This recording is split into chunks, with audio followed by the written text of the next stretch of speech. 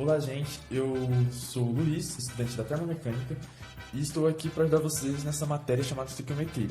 Esse é um projeto do Arena Solidária. Desde já, eu quero pedir desculpa pela minha letra, mas eu fiz de tudo para ela ser legível e para que vocês entendam. Vamos falar sobre qual é a definição de estequiometria.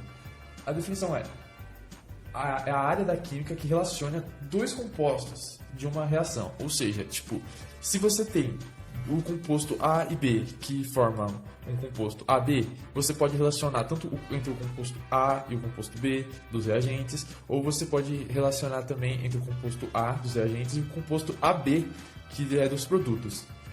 Qual é a primeira coisa que nós temos que saber quando nós falamos de estequiometria? É sobre esse número mol.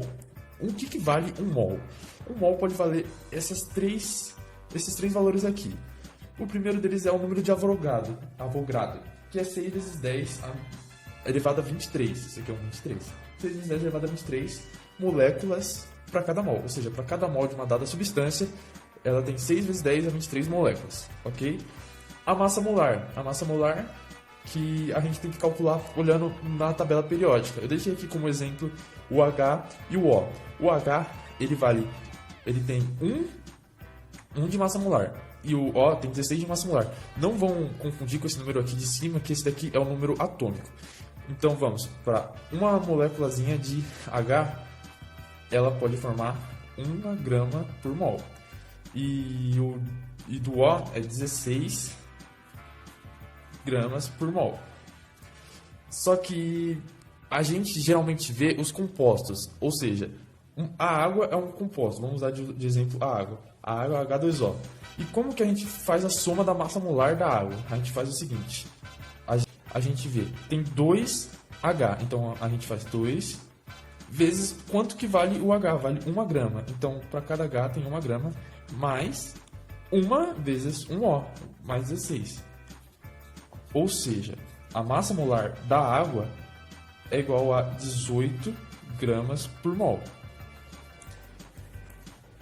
O último valor do mol é para gases. No caso de gases, na CNTP, eles ocupam 22,4 litros. A CNTP, para quem não lembra, é condições normais de temperatura e pressão, que no caso é 273 Kelvin ou 0 graus Celsius. E a pressão é 1 atm. Eu vou agora explicar para vocês a técnica das 3 linhas. A técnica das 3 linhas é simples, é um jeito fácil, porém um pouco mais trabalhoso do que outros métodos, mas é o método mais fácil que eu aprendi quando eu estava no ensino médio também. O que você faz? O que você coloca na primeira linha? Na primeira linha, você vai colocar a quantidade de mol. Então, mas você não precisa trabalhar com 3 ou 4 ou 5 ou quantas substâncias tiver na sua reação. Você vai ter que trabalhar sempre com 2. Nesse caso, tinha 3, eu coloquei as 3. Mas você sempre vai trabalhar com 2, porque você só vai ter uma incógnita. Você coloca a quantidade de A e a quantidade de B. Ou a quantidade de A e a quantidade de AB de mol. Ou a quantidade de B e a quantidade de AB de mol. Aí vai do que o exercício pede e que o exercício te dá. Essa linha a gente vai pular por enquanto. Mas na 3 você vai colocar informações. Essas informações são as informações que o exercício te dá. E uma dessas informações você vai ter que colocar o X, que vai ser sua incógnita. Aí a gente não sabe se vai ser no AB, no B ou no A, mas é em uma dessas. As informações podem ser massa molar, número de moléculas e volume de gás, assim como nós vimos nesse papel aqui. Vamos para esse exemplo aqui. Nesse exemplo, ele fala que na reação entre o cátion Ca2+, e o ânion F-, que é o cálcio, e o flúor, temos como produto o CaF2, que é o fluoreto de cálcio. Calcule a quantidade de Ca2+ necessária para formar 117,5 gramas de fluoreto de cálcio. Então, qual é o nosso primeiro passo? Nosso primeiro passo é montar e balancear a equação. Então, a gente vai montar a equação aqui em cima das linhas. Ca2+, mais o F elevado a menos 1 forma o fluoreto de cálcio, que é o CaF2.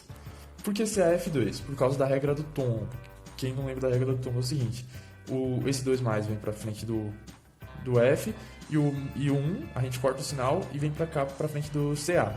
Então só que o 1 a gente não precisa colocar, então fica CaF2. A massa molar, ele deu os dados aqui. É o segundo passo, é a gente calcular a massa molar. O do CA a gente já tem, CA igual a 40 gramas.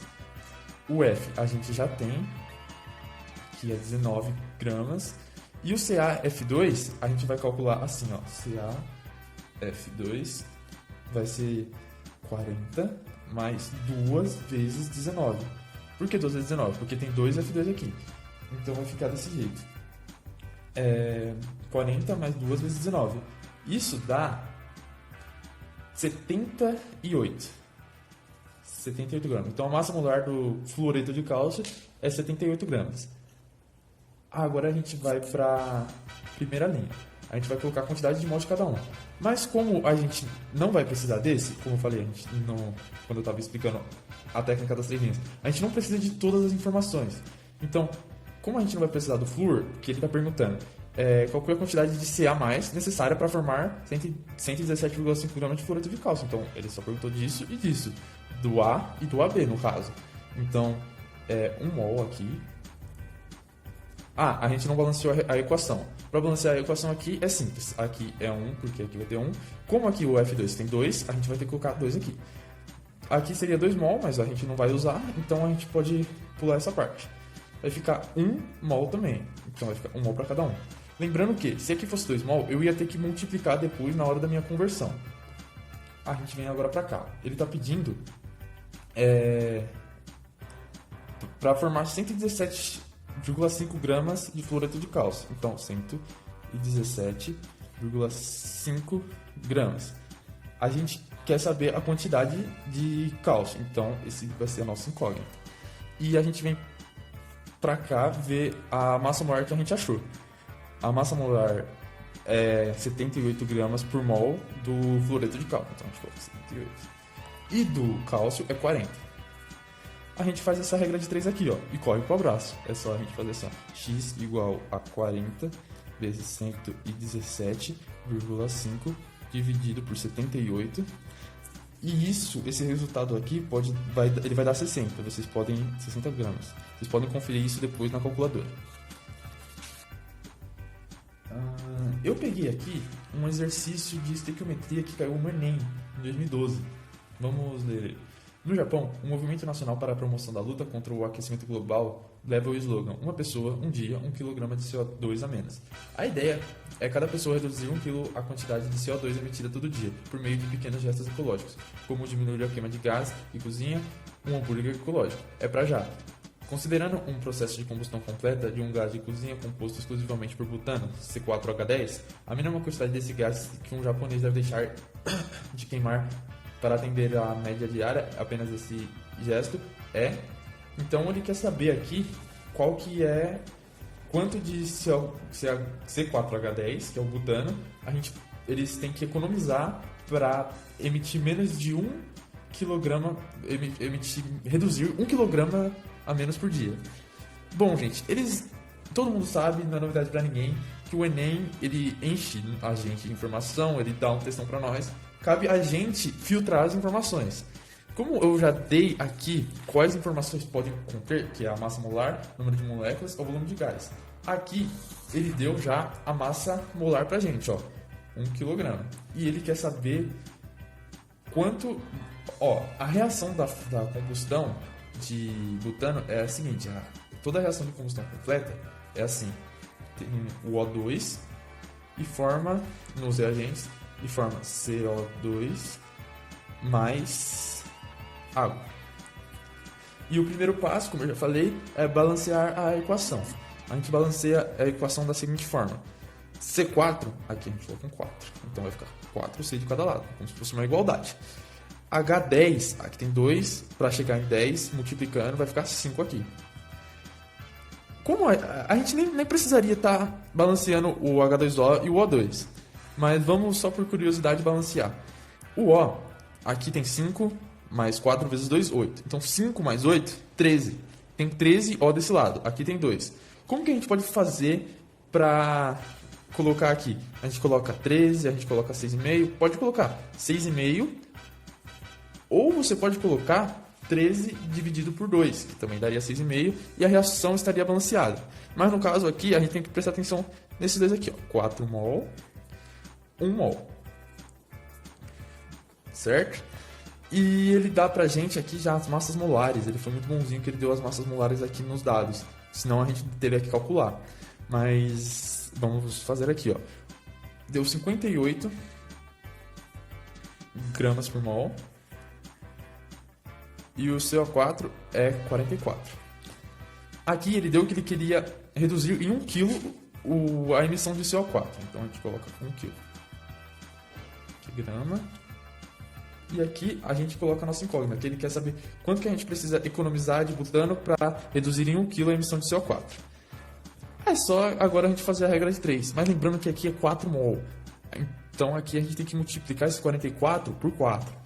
Então a gente vai fazer a regra de 3 da seguinte forma.